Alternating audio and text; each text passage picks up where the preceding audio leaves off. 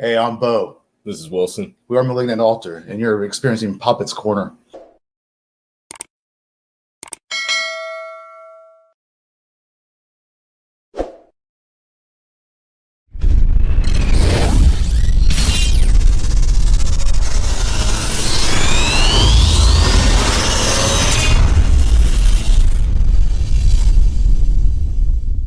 What's going on, everyone? Welcome to another edition of Poppitt's Corner. A very special one today. I'd like to bring back on the show the drummer extraordinaire. He's played in a lot of different projects. Pretty much every thrash band nowadays has this gentleman in it. But my good buddy, Mr. Carlos Cruz, is joining us. Thanks so much, sir, again for giving me a compliment of your time. And Absolutely. Thank you for having me. Oh yeah, always do. How you been? Excellent. Yeah, doing a hell of a lot better now that just able to keep busy regardless of what's going on in the world. Always keeping positive, always moving forward. So before we get into the Mantic Ritual aspect of your career, Sure. Can I just ask kind of what you've been doing a little bit behind the scenes and kind of where you're at musically speaking? Are you working on other projects or? All the time. Yeah, so basically over the summer it was getting everything ready for the Mantic stuff. So then after that was kind of handled for a bit, then I switched gears into doing more of a studio work, which I'm always keeping busy with, but there was a lot of session work that came up. So I've been working out of it's called West Valley Studios with producers Howard Benson, who's done everything from Motorhead, Sepultura into a lot of pop stuff as well, and the Warbringer producer Mike Plotnikoff, who produced Weapons of Tomorrow and Woe to the Vanquish. So they always call me back to do session work. So if they need a drummer on a project, if they need a guitarist, bassist, etc. on a different project. So September was full of that. And since then, it's either I was, work for hire session player, or I started doing my own thing out of my own studio in LA for Ohm, Chris Poland, things like that. But since then, I've been busy. I produced a band out of the OC called Tornadic. So we did a 4-song EP. So I was able to engineer and produce that. Then I did all the post-production work of mixing and mastering. And then that followed up with a band out of LA that I'm working with now called Early Moods. So old friends of mine, and they're more of a doom, like traditional heavy metal band. So, very rooted in, Pentagram and Trouble and bands like that. So it's good. It's going well, so we're still on the recording and production end of that, but then we'll move into the post-production, mixing, mastering, all that stuff. Sure. Now, how is Presence doing? Is that still a project that you guys are doing with your buddies, or? That was like a period of time just to have fun. Everybody was local to the San Fernando Valley. These are my oldest, brothers from high school that I've known for 15 plus years.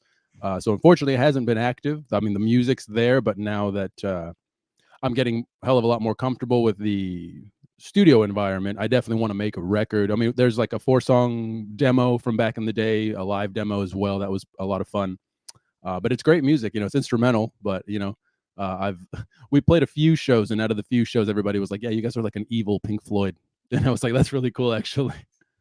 I love it. Yeah, it's almost like an Osric Tentacles. I get that kind of a vibe from it if you're into like the proggy jazz fusion kind of vibes. But it's a great project. That's why I was curious how that thing was going. But definitely, if you're ready, man. So this time I kind of want to discuss the Mantic Ritual side of things, and you guys are set to release Crusader, which is a 7-inch single. So if you don't mind, I'd just love to get started on that and just touch, kind of get in all the nooks and crannies of that this specific release. So I'm just kind of curious right off the bat, just how you specifically joined Mantic Ritual.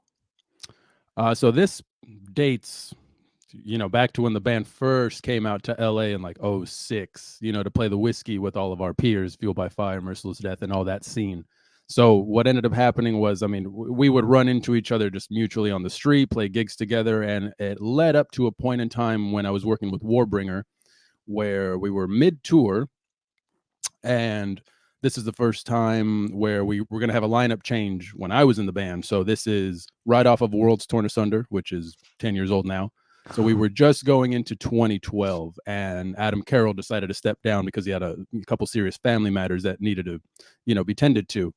So then at that point in time, Jeff Potts and Ben Motzman were living in LA. So immediately, those are the first two people I thought of in order, if I needed somebody, I knew they were there. I knew they were available. I knew that they were great players and I could count on them wholeheartedly. So within that early portion of 2012, that's what ended up happening. Andy Locks of that World's Torn Asunder lineup also had a emergency vacate mid-tour for health reasons. So that's when I flew Ben out to help Warbringer. And then shortly after that, we had a big European tour over the summer, and that's when we brought in Potts. So there was a point in time where I needed help. I needed players I could trust, knew that were capable of handling the material. So that, no questions asked. They did me that favor. They came out, we rehearsed, did plenty of tours together, grew that relationship, and then we moved into the Empire's collapse era of Warbringer. So that involved, a closer connection in songwriting. It was a little, divided at that time. It was like I had my material, John Locks had his, Potts and Motzman had theirs. So, I mean, obviously, that record for being hell of a, not a misstep, but just, a change in direction with variety in songwriting and, exploring and experimenting, what Warbringer could do, because up until that point, it was pretty straightforward, extreme metal, but then you're getting elements of like progressive stuff, black metal, pop punk, like you're getting all these different elements that maybe you wouldn't have found on the first 3 records, but that's because the songwriting is so varied because of the different players. So that's where like our relationship really like solidified. And they were there for me. I needed them. And then obviously myself and Locks and Potts and Motzman soon obviously left Warbringer for a period of time before I came back and we started to rebuild this thing. But from that, more recently, Jeff and Ben were still here in LA. And then Jeff moved up to Seattle where he's currently living. Ben is still here in LA doing his thing. So we've always just kind of kept in touch. And one day out of the blue, Ben calls me and he's like, hey, man, I've been speaking to Dan. I've been speaking to Jeff. Everybody's kind of interested in getting this back together. But the initial goal was to get the original lineup. So it would have been Dan and Adam, their original drummer. So the story that was told to me was that, they all spoke to Adam seriously. They wanted to give him time. It took, they gave him a couple months to kind of consider it, get back on the kid and see if he was interested in rejoining the group, but it just wasn't into him. It just wasn't like honest for him to do that anymore. So that was it. Basically, what I was told is Ben said as soon as he got the answer and hung up the phone with Adam, he immediately called me next, and they were there for me. So that's basically the long and short of it. They were there for me, and when I needed them, and we did the Warbringer thing. So they needed my help. Of course, I'm there for them. Like it's just keeping it solid. Now, how long ago was this? Because was this during the 2013 Thrasho era, or is this most recently in like the last 2 to 3 years? This is actually within the past like couple months. This is honestly, this whole thing started within 2021. Like the rebuilding of it and us kind of talking about it and getting things moving and all of that. So yeah, basically that whole 2013 Thrash show was just kind of like a last hurrah. Ben, Jeff, and I were already doing the Warbringer thing and working on the record. So we had a studio out here in North Hollywood that we were writing and rehearsing. And we got the offer to do Thrash show as Mantic. And I was already there, you know what I mean? And I knew the songs and I was a fan. Execution is one of my favorite records to come out of this scene. It was fantastic.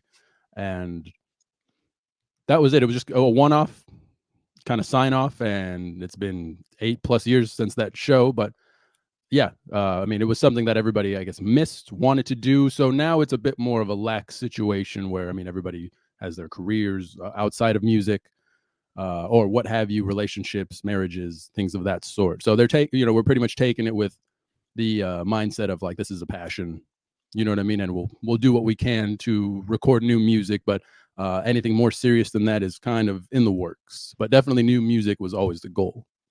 Sure. Now let me go off at this point too, because I'm going to show the album cover, and I kind of want to get some backstory on it. Where what was your guys' thinking, and how big of a part do you actually play in Mantic Ritual right off the bat? Because I know you play a big part in Warbringer, but how much do you actually play a part in Mantic compared to Warbringer? For the first time, I am like thankful I'm just a drummer. You know what I mean? So this is all Dan collectively with Ben and Jeff. So this is like their thing. It's rooted in them. So basically, I do my parts. I'm glad to hop onto the production end of things. When I need to lay down drums, I take care of all that. When we need to do bass, I lay down all that. Send them all the tracks. So it's all remote, actually. When we work out of LA, it's just Ben and I that are out here. So him and I can get together, go over tunes, go over parts, rehearse, and then actually record everything and then send it up to the other guys. That way they can do their parts. Dan pretty much has the majority of the creative control when it comes down to obviously all the aesthetic. You know what I mean? So he worked closely with the artist to get what he wanted out of this artwork, and he's basically the guy there working with his team of on the production end of things in terms of like photography, getting all his friends and himself involved, and as well as the post-production stuff like mixing and mastering and things of that sort. So he's in there. So the reason it sounds the way it sounds, the reason it looks the way it looks is all Dan. Gotcha. And because I was just going to branch off this question where it's like, because I again, we know that you're primarily, your main baby is Warbringer at this point.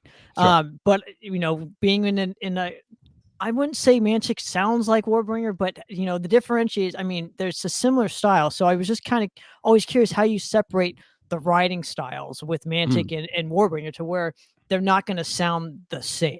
Do you know what I mean? Because I know you write for Warbringer primarily. So I was just curious how much you actually write in Mantic now. Nothing. I basically contribute, if it's completely necessary, maybe arrangement ideas. But ultimately, no, like Jeff, Ben, and Dan are really good about doing pre-production themselves, demoing out things, sending files back and forth. Like they've got it down. So I'm just happy to like, cool, this is the final version of the tune. This is the arrangement. Here's some scratch vocals, scratch guitar, all this stuff.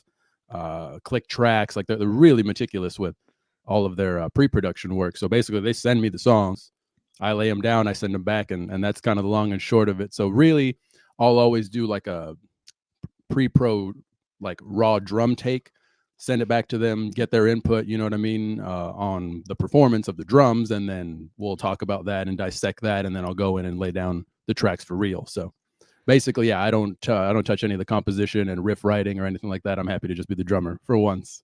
You kind of almost have to do that at this point. No offense, just because you got to kind of separate the two camps, as it were, with the writing. So going off of this point, I would like to get your input on this. Was there a kind of a sense of pressure within the Mantic Ritual camp to not only make new music, but because a lot of people love the Executioner record, like myself, and as you stated earlier. So was there a sense of pressure to write new music and being like, it's been so long since Executioner was actually released, it's kind of like we have to follow that up, or was it a majority of like, it's been so long since we've written, let's just see kind of what happens and then let's release it and see what's going to come of it? A little bit of both. There are certain moments in some of the new material that were written with that original lineup way back when, and there were some demos with that original lineup that were not a part of the Executioner record. So there is some new songs that are actually as old as the Executioner stuff. So it's very much like dialed into that sound, styled that really untamed, just bombastic meltdown even sound, no pun intended. Yeah, exactly, literally. And I was always a fan. I think the biggest distinction is that we as Mantic Ritual don't really dive into the extremities of death metal, black metal, things like that. It's like everybody has their source of influence. Jeff's really into progressive music, Dan is very much into punk and crust and things of that sort, so that really comes across into the new style. Even Executioner, there's longer songs, there's shorter songs, there's a lot of elements, especially in his vocal style. Obviously it's 10 plus years since that recording, so but back then you got a lot of grit, you got that more Paul Di'Anno vibe of a vocal style rather than a guttural or an operatic or anything. It's like right in the middle where it's more of a badass vocal sound and style. So that's carrying over here. So I do like that. I don't really need to worry about hauling ass blast beats or and any like intricacies like that. Usually I'm kind of taking almost the power trip approach to the drumming, where it was like, cool, I want to keep the spirit of Executioner, which was not me, and I was a fan of it, you know what I mean? So it's very meat potatoes, serve the song, keep the beat rock solid so people can headbang, circle pit, and get off that way. So I'm not trying to do anything like overly flashy, overly technical. I like to just kind of keep it power of the riff, definitely. So it is nice to have that sense of variety where Warbringer now developed into this completely different animal from like the first few releases, especially on these last two. So drumming wise, that's kind of where my mindset is these days. And I'm not going to lie to you. I'm just going to be completely honest. Mhm. The first time I heard the Crusader release, I was like, man, this is kind of almost lackluster. But the more I kept listening to it, I was like, actually, this is really good.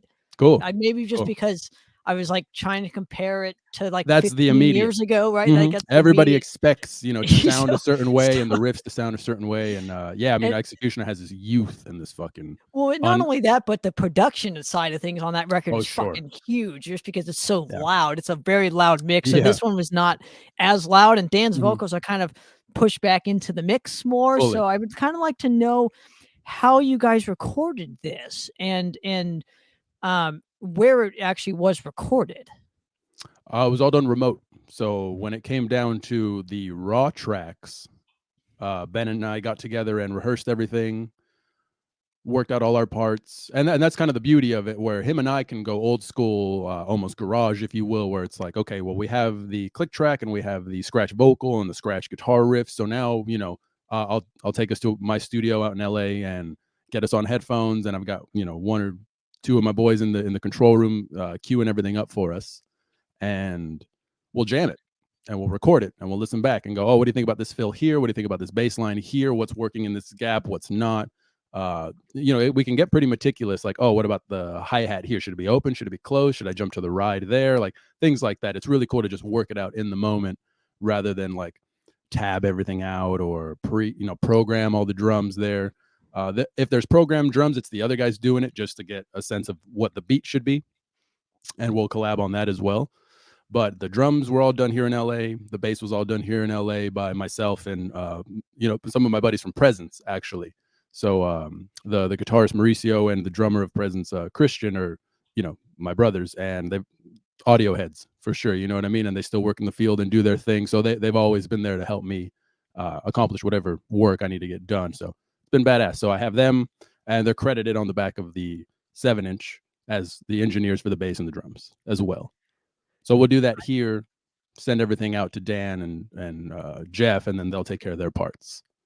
And who actually mixed and mastered this specific thing? Because there's no information on it online. I couldn't find anything on it. So who actually mixed and mastered the Crusader? Not only the Crusader track, but obviously the Merciful Fate cover that's on it as well. Yeah, that's the B-side.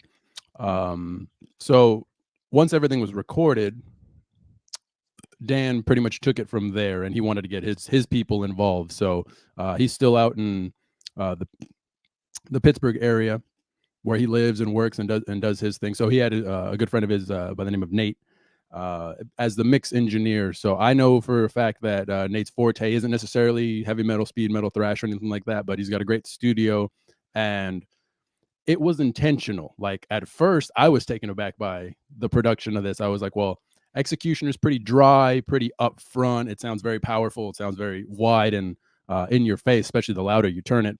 And this one, it looks like the artwork. It sounds like you're in this fucking cavern. You know what I mean? Everything is drenched in verb and everything is a big wash and you know what I mean? We had our, say in all that, and we had a back and forth about all that. And, again, we did the same thing, comparing it to the Executioner record, etc. Different time, different resources. It all plays a part, but Dan intentionally didn't want it to sound like a modern metal release. He wanted it to get as far away as he could from the production styles of, say, the new Warbringer, the new Havoc, anything that's like really, really clean, crystal, in your face type of thing. He wanted it to look and sound a certain way and represent the band differently coming out of the gate. Again, he's more rooted in punk, crust, just fucking raw, dirty music. Overall, the band has always been more of a Kill 'Em All, Melissa vibe rather than, anything more extreme from the thrash end of things.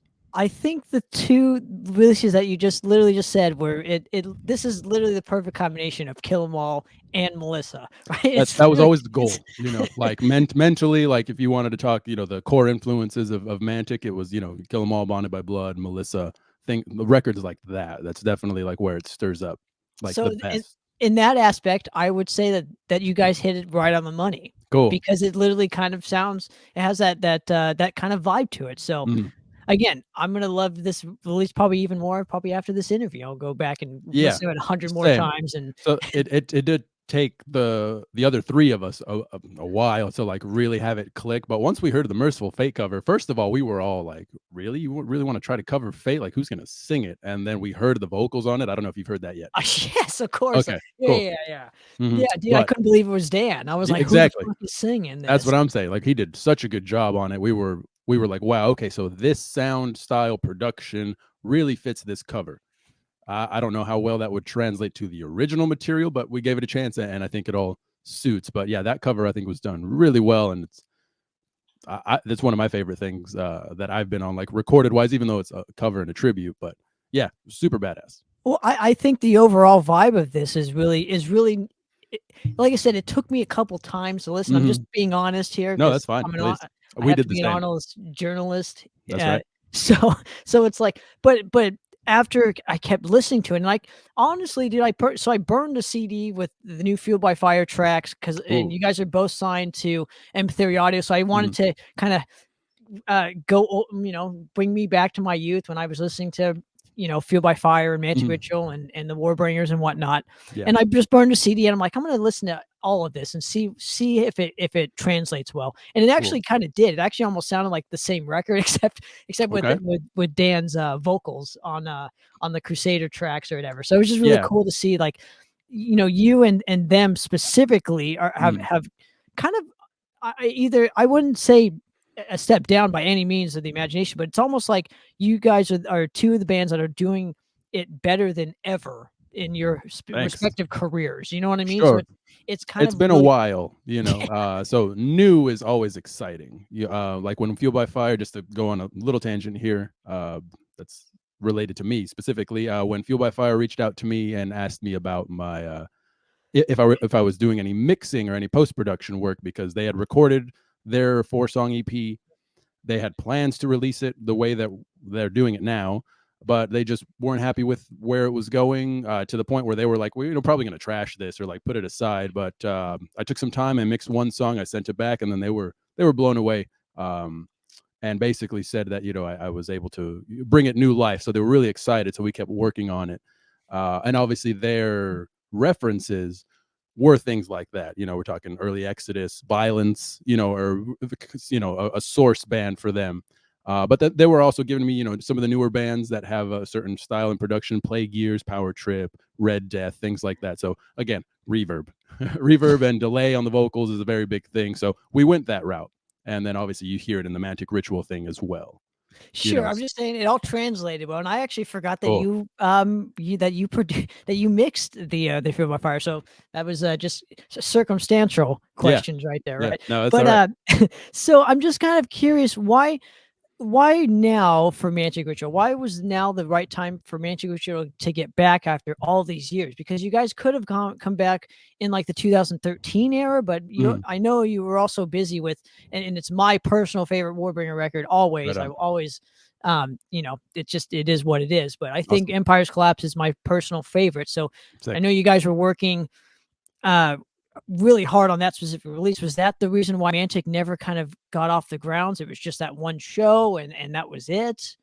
I think it was more of an interest out of the members involved, because there was the second incarnation of Mantic Ritual with a different singer, and they were trying to do a second record, and they were already in recording and mixing and doing all this stuff with it, and it just never came out. It never translated, and then Adam parted ways from the band, and the singer Dave at the time also, split. So it was really just Ben and Jeff, and then they moved out here, and we're just out here in LA doing different things with different people. And I guess it was just that core connection of not having everybody in one place at the time back then, in 2013 when the thing kind of dissolved. But I think it was just a matter of like conversation, wanting to do it for fun, wanting to kind of like reignite it because you enjoy doing it, not putting all this pressure on it of we got to play shows, we got to tour the world, we've got to, XYZ down our checklist. It was really just like new music for us, and we're going to share it.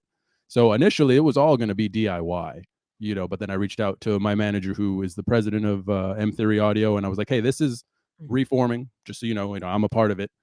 Ben and Jeff are a part of it. You worked with them plenty before in the past, and we wanted to present it to to somebody, just to do it more legitimate than just kind of doing it DIY and out of pocket. You know what I mean? So now it'll actually come out in physical form, and we'll follow it up with more new music. And the goal is to do a new record, and that was like literally first and foremost the first goal. But once we started talking about how to legitimize it and kind of stretch out the activity, that's why we were like, cool, let's kind of reintroduce this little by little, rather than just unload an entire new record when nobody's heard of the band in 10 plus years. Well, wait. So let me ask you this: what would have happened? I mean, hypothetically speaking, what would have happened if you just right out of the gate released a brand new record? Because I think that would have been so much. I always think, as from a marketing aspect, that would have been the better kind of a solution or whatever, the better kind of way to the better route to go to, instead of releasing a single. And the single would probably get it, some traction like it is now, but having a full-on record would just ignite. I would assume it would ignite more interest than the single. Do you know what I mean? Sure. The record is the goal, and it still is the goal. So that's written, and we'll be working basically, this is just kind of like a promo campaign, so everybody can kind of get their feet wet again, who haven't been involved in this, like especially Dan, who's been out of this since 2013. So it was more of if we give away too much information at once, it might go unnoticed. But at the same time, it's like, how do we, with the circumstances of us being out here and them being over there, and how do we get this to work and not take so long for something to happen? Because if we were going to invest time and energy into a full record, then it would take, months of writing, months of pre-pro, months of recording remotely, because we're not all going to be in the same place at any one particular studio. And like, oh, we're blocking out this month of our lives to just make this record. Everybody's going to do it at their leisure. You know what I mean? So it just would have taken a hell of a lot longer to get anywhere and get anything done. Like, we probably wouldn't be having this interview because we'd still be working on that record. Sure. So then we just kind of took it bit by bit. So I'll be spoiler, but basically we did an EP, so it's 6 songs. We released the first one and the cover. So there's 2 more originals that are recorded, and then there's 2 more covers that are recorded. So in early new year or spring or what have you of 2022, there'll be like a formal 6-song EP from Mantic coming up that will lead into a record. So the record is still the goal, but it's just kind of stretching out the activity, because we're obviously, with the current state of the world, we're not planning on doing crazy tours or anything like that. So music is something that we're just going to continue to release, for the fan base. So we'll start there and see where it goes. I think it's also for you guys though too, not just the fan base. Let's be a little bit more honest than that, because I know you probably have a lot of fun playing Mantic Ritual stuff and want to be a part of that whole legacy. So absolutely. Now, where are you in terms of as far as playing goes? Because I know you told me off the air, and again, I don't know how much you want to talk about this specific aspect, but I do want to mention this is all of us have had some health issues, and you're no exception to that. So where are you at in terms of rehabilitating and wanting to get out and playing 24/7? Yeah, I mean, it's 20 years of drumming, thrashing, all the touring, all the shows, all the road, you know what I mean, and looking after yourself health wise. Kind of accumulated into just overworking myself, especially over the summer, doing all these projects and all these things. So yeah, I sustained an injury in my shoulder, and basically from like the right side of my neck down to my right elbow, that's what I'm seeking therapy on. So I've been doing physical therapy. I've got my chiropractor, my acupuncture therapist. I've got multiple specialists that I'm seeing, etc. So there's an issue, and I'm like making it a priority and taking care of it. But the best way to let myself heal is to not work it, to exacerbate anything. So the last real session I did behind a drum kit, like full power, was in September. So it's been some time, but I'm following doctor's orders in order to let everything heal. So in due time, I'll be good to go. But I did have to cancel, some Warbringer plans for 2020, etc., just because trying to rehabilitate, recover, and then immediately go back to playing 60 shows, might be counterproductive, and I'm not particularly worried about the short game. You know what I mean? I'm in this for life, and I'll be doing this forever. So it's, that's kind of my outlook on it. Can I ask you what has been the most beneficial to your rehabilitation? Has it been the acupuncture? Has it been the the chiropractor, Mhm. or what has been the most beneficial to getting you back to what you do best, which is obviously slaying and fucking just Thanks, man. wheeling on the drum kit? Physical therapy. So basically, just learning the ins and outs of where my injury is, and it is a tear in my shoulder. So basically, it no surgery needed, thankfully, but within time it can heal. So basically, what I'm attempting to do with physical therapy is learn the proper exercises and treatments in order to strengthen everything around it in order for it to properly heal fully. But it needs time. And have they given you kind of your posture always kind of you know what I mean? It kind Oh of yeah. can help or hurt an injury, or help prevent an injury. So Mhm. was your posture, have you had to kind of work on that aspect as far as how you sit on the drum kit, or getting a different kind of stool to you know what I mean, to arch your back, or to sit more straight, or what? Sure. No, Have I they think. kind of taught you any of that stuff, or is that just something you N kind of have to learn on your own? You know, that was something that I was always focused on, and that dates way back. You know, I'm 6'4", so I have to sit a certain way to get my legs a certain distance from the kid and to feel comfortable and to use double bass drumming. And the one story that I tell often is in 2013, we did a tour with Creator and Overkill, and Ventor from Creator was, offside stage watching the set one day, and he was looking at me and he was like, "Well, when you start playing, your back's like this, so you do have good posture, but then sooner or later you start to do this, to do drum fills or to really lay into it, you start to lean forward. So what I would suggest is either lower your seat or raise the drum kit so that way you're always within reach and things like this." So that was a revelation to me of just paying more attention. To the point now where I've developed a different, form of holding the drumstick a certain way to decrease any kind of tension and friction going on over here. To the configuration, the way the toms are set up, the angle the toms are set up at, the cymbals, the angle of the cymbals. So a lot of people have complimented and said that they've noticed, and it's like very relaxed. Shoulders are down, trying to release as much tension. I use a lot of wrist when I play, so that was never a problem. Like it was surprising to me that an injury came about after 20 years of doing it and not having any real issues. But over the summer, I was pretty active with other activities, weightlifting, gym, yoga, boxing, all this other stuff. So I just think it was an overworking myself on top of all the drumming, etc. So there's no real one incident where I'm like, oh, I felt it. Oh, I made a mistake and I like injured myself. I got to stop. It was something where like I started to feel a pain around August, and then it just kind of continued to develop and get worse over time. So I got it checked out. So it was a surprise to me that even happened, but big lesson learned to like pay attention.